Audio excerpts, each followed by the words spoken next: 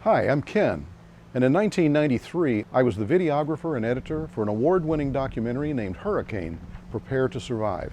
It was underwritten by Home Depot and aired on PBS. In it, we looked at issues around Hurricane Hugo, which slammed Charleston, South Carolina in 1989, doing almost $9.5 billion damage, and Hurricane Andrew, the most expensive natural disaster in U.S. history at that time, doing a whopping $25 billion in damage in South Florida. I live in Florida, so I have a comprehensive hurricane plan, including providing backup power, having a non-perishable food supply, we've installed hurricane-rated windows on our house, and more. This video is the first of several I'm doing to revisit some of those plans. Today, we'll talk about power. When a hurricane hits, power goes out, sometimes for weeks. On my house, I have this transfer switch. This allows me to plug a portable generator into a receptacle on the side of the house and flip switches to select certain appliances and receptacles in the house to power. I picked this one up for about a third regular price on eBay. Most jurisdictions require a licensed electrician to install transfer switches. I purchased this Coleman contractor generator on sale from Home Depot on clearance after a hurricane season. It has worked for the past 15 years. It is now time to upgrade to a new generator inverter to increase efficiency, create clean power, something not necessary 15 years ago, and they run quieter. The dirty power created by many generators can screw up your computers, and we have lots of computers in the house these days, including most appliances like refrigerators, clothes washers, and even coffee pots. What is an inverter generator, and how does it create clean power? The generator creates power. An inverter converts the power to DC, direct current, and then a second inverter converts it back to alternating current, AC, but creates it at a constant 60 Hertz and constant voltage. All your computer stuff is happy. The beauty is the original power does not have to be constant, so the engine can run slower when less power is needed, and then will run faster when more power is needed. The old generator had to run at 3,600 RPMs, no matter how much or how little power you needed. There are lots of inverters out there that are not large enough to run a house. For ones that can run large appliances like dryers and water heaters, I found this Honda for about $4,500, this Yamaha for about $3,600, this PowerHouse sold by Northern Tools and a few other non-recognizable brand models for about $3,000, and this Briggs Stratton for about $1,200. Because of the price, I really wanted the Briggs Stratton to work, and it does. But how loud is it? And why is it less expensive? And most of all, will it power the house? You can see it is slightly smaller than the old generator, and it weighs a little less too. It has a plastic shell, but if you look under the hood, everything is mounted on a steel frame. It is a no-frills generator. There is no electric start, you have to pull start it. It has no electronic measurements, no Bluetooth, a remote start. In fact, I added a $15 clock so I can track the number of hours used. And that is why it is so much less money. It has the same number of plugs for power and even USB power as the more expensive models, and provides the same amount of power, just less frills. Now, it is pull start, but how difficult is it to start? Let's compare. Pretty easy to start my lawnmower. And my old generator was easy. In fact, it has been well over a year since I last started it, and one pull gets it going. The secret is I drain the carburetor every use. Now the Briggs Stratton.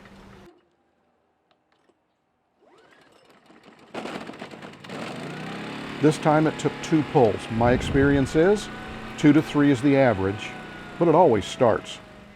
Now, how loud is it? Or better yet, how quiet is it? I have set up a test area with an app on my iPhone that measures how loud things are, called a sound pressure meter app. It measures in decibels. A quiet room might be 30 decibels, a noisy restaurant might be 80. A jet engine, 135 decibels. First, as a reference, this is the measurement of my neighborhood.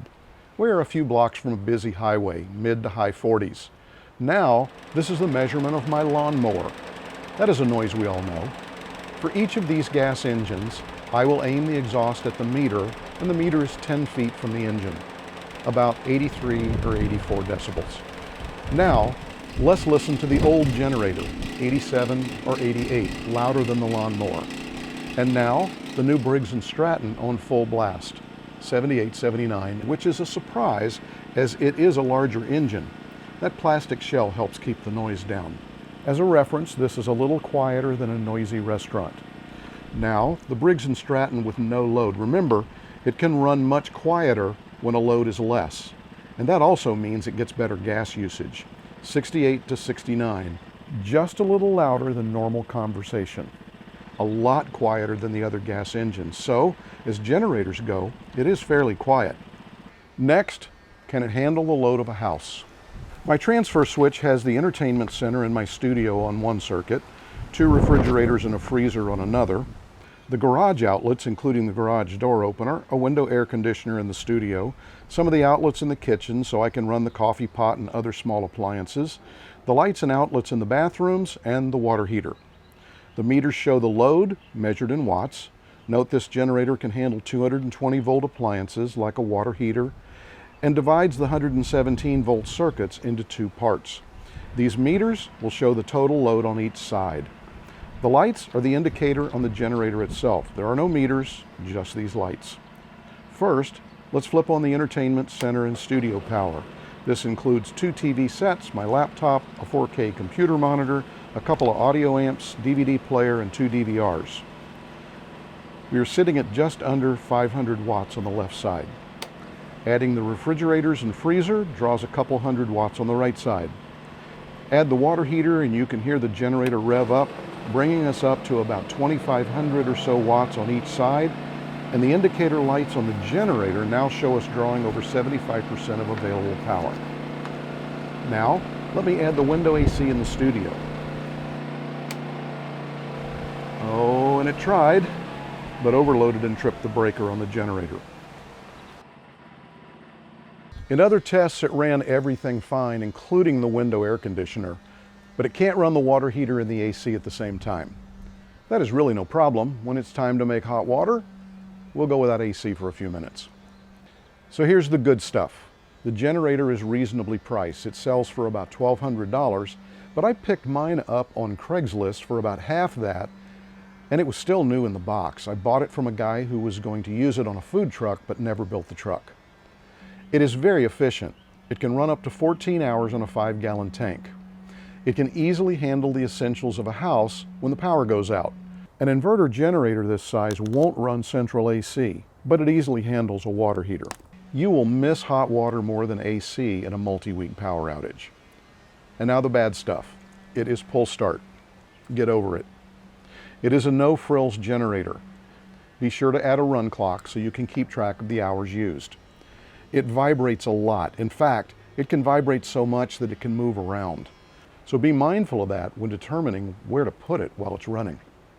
It has no handles for lifting or a place to lock it down with a chain. Checking the oil, which you should do often, requires removing 3 screws and a side panel, which is a pain. Changing the oil, which you should do once a year, is also a pain. The generator sits very low and I had to put it on blocks to get the drain pan under it. Here's some necessary stuff.